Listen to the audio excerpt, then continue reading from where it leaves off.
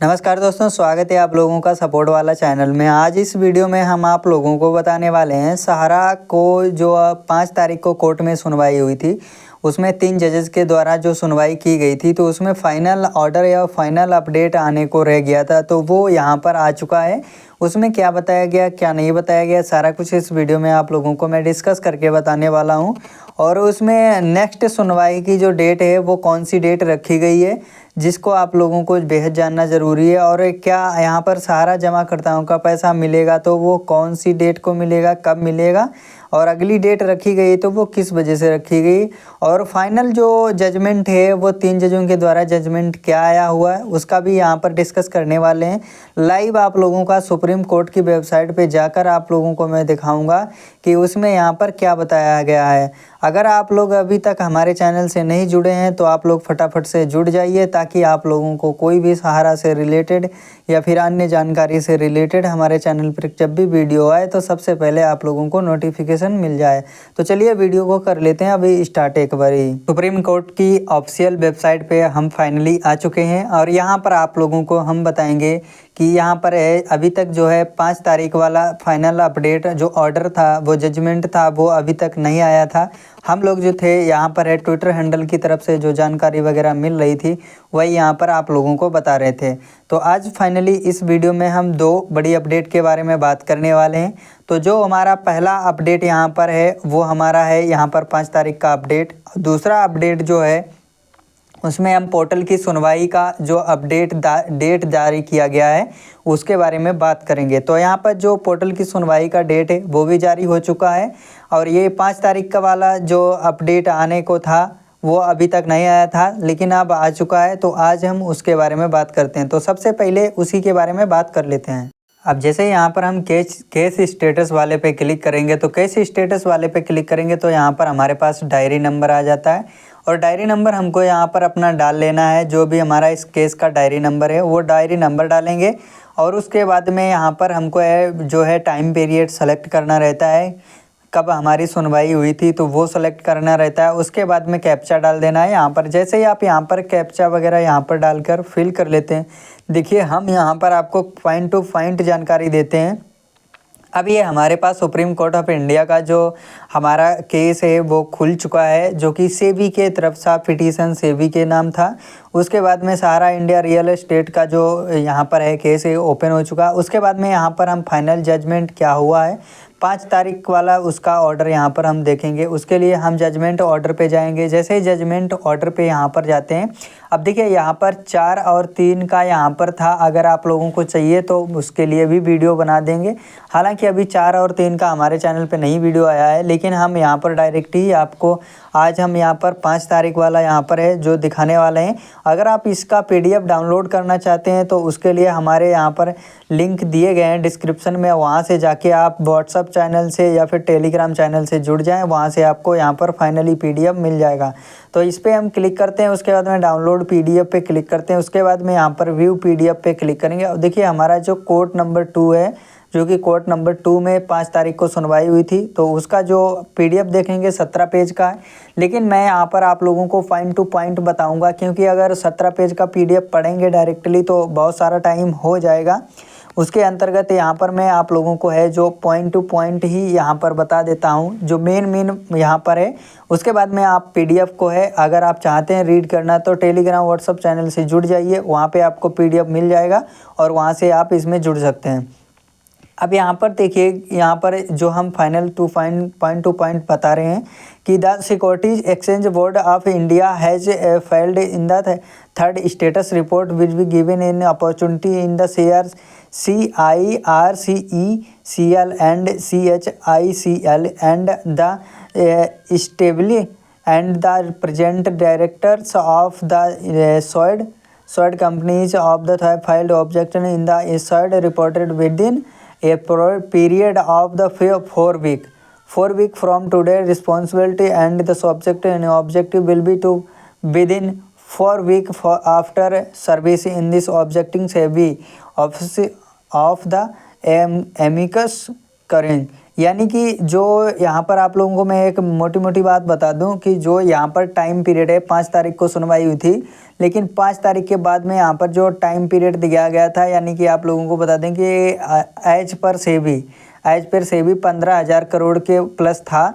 तो यहाँ पर 15,000 करोड़ की जो प्लस जो राशि है वो यहाँ पर जमा करानी है। तो यहाँ पर उसके लिए यहाँ पर टाइम पीरियड भी दिया गया, उसमें 15,000 करोड़ की राशि में यानी कि 9-10 हज़ार रुपये यहाँ पर है जमा कराना है। अब यहाँ पर टोटल 24,000 रुपये करोड़ की राशि है जो आपको पूरी करनी है, जमा करानी है। उसमें 9 मंथ का टाइम दिया गया है और 9 मंथ का टाइम यहाँ पर उसमें दिया गया। अब यहाँ पर एक चीज़ का और ध्यान देना है, 1,000 करोड़ की जो राशि है आप लोगों को मैं दिखा दूँ। यहाँ पर आप देखेंगे कि जो यहाँ पर दी गई है the amount 1,000 crore with in will be deposit by A third party will be kept in दिन एमक्रोस अमाउंट इन दिस 4 वीक। यानी कि जो जेबीएफ डेवलपमेंट है इसका टाइम जो 1,000 करोड़ की राशि का जो टाइम दिया गया है वो सिर्फ और सिर्फ 4 वीक यानी 5 तारीख से लेंगे तो 4 वीक यानी कि 28 दिन का टाइम दिया गया था। उसके बाद में यहाँ पर आज 14 तारीख हो भी चुकी है, यानी कि 20 दिन का ही टाइम बचा है। टाइम पीरियड जो है 20 दिन का ही यहाँ पर बचा है और 20 दिन के टाइम पीरियड में आप लोगों को यहाँ पर इसको जमा करना। और 8 से 9 हज़ार रुपये की जो राशि है, 8 से 9 हज़ार करोड़ की जो राशि है वो 9 मंथ के लिए टाइम दिया गया।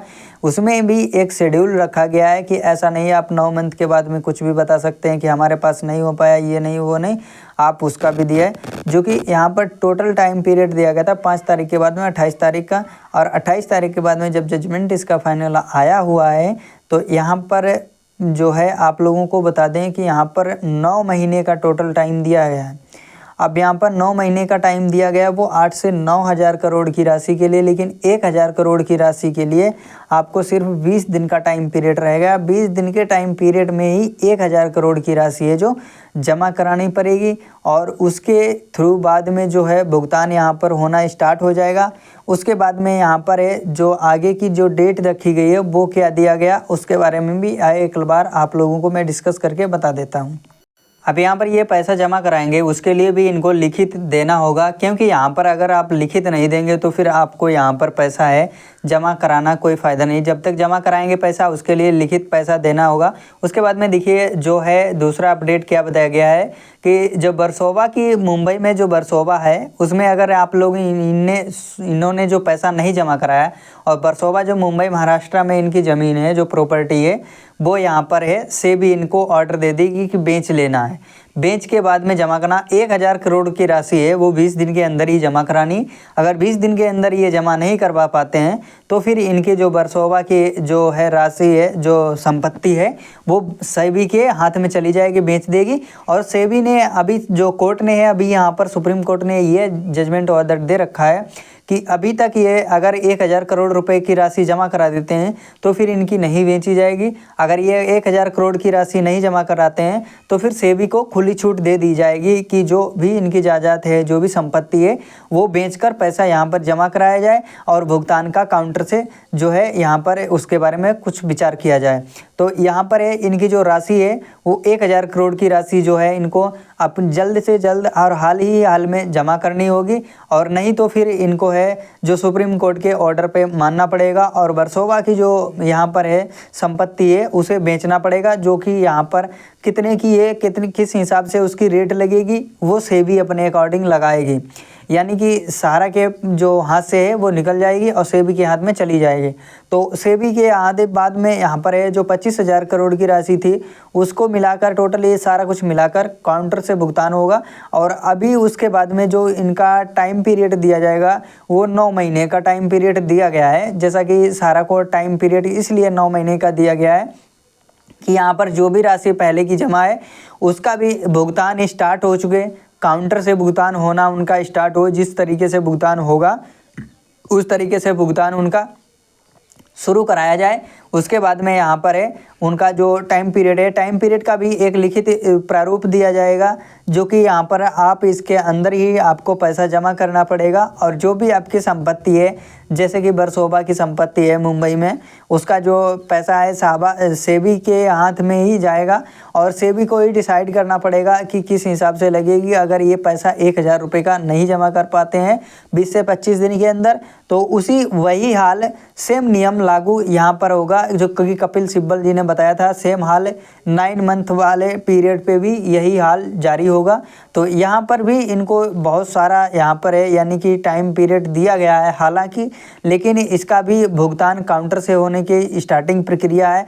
जो प्रक्रिया यहाँ पर बताई जा रही है वो उसको स्टार्ट किया जाएगा, उसी के बाद में ही यहाँ पर ये टाइम पीरियड जो है इसका जो पैसा है यहाँ पर मिलना होगा और पैसा जमा करना पड़ेगा। उसके बाद में यहाँ पर नेक्स्ट अपडेट क्या दिया गया है वो चलिए अब आप लोगों को यहाँ पर बताते हैं कि जो दूसरा केस है हमारा, जो कि यहाँ पर अपडेट है, वो क्या अपडेट निकल कर आ रहा है, उसमें क्या डेट निकली है नेक्स्ट जो कि सुनवाई के लिए, जो कि सारा पोर्टल की तरफ से जो केस किया गया था उसको हम ओपन करके लाइव आप लोगों को दिखाते हैं कि कब उसका डेट रखा गया है।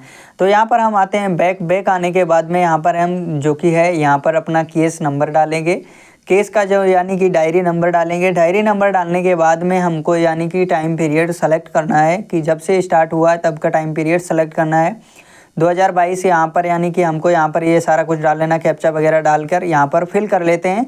उसके बाद में यहाँ पर हम देखते हैं कि जो पीनक पानी मोहंती के द्वारा जो यहाँ पर यूनियन ऑफ इंडिया की तरफ से जो यहाँ पर केस की लिस्टिंग हुआ था, उसके बाद में प्रेजेंटेड जो कि 12/8/2024 को हुआ था कि ऑनरेबल एन मिस्टर जस्टिस के द्वारा। उसके बाद में जो इसका टेंटेटिव डेट है रखे गए हैं वो 27/9/2024 को इस केस की है जो सुनवाई होने वाली है इसी महीने की 27 तारीख को। और इसी महीने की 27 तारीख को इसकी सुनवाई होगी।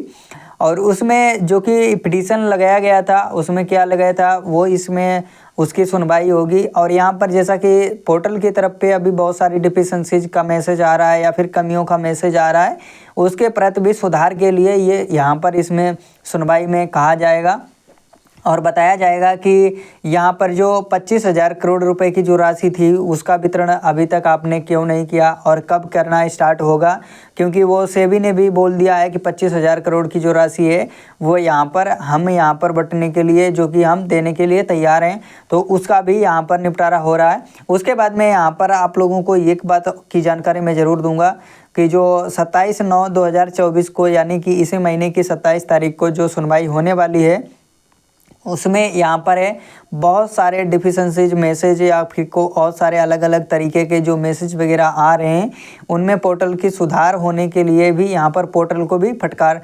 लगेगी। हो सकता है यहाँ पर ऐसा यहाँ पर सुनवाई इसमें आए।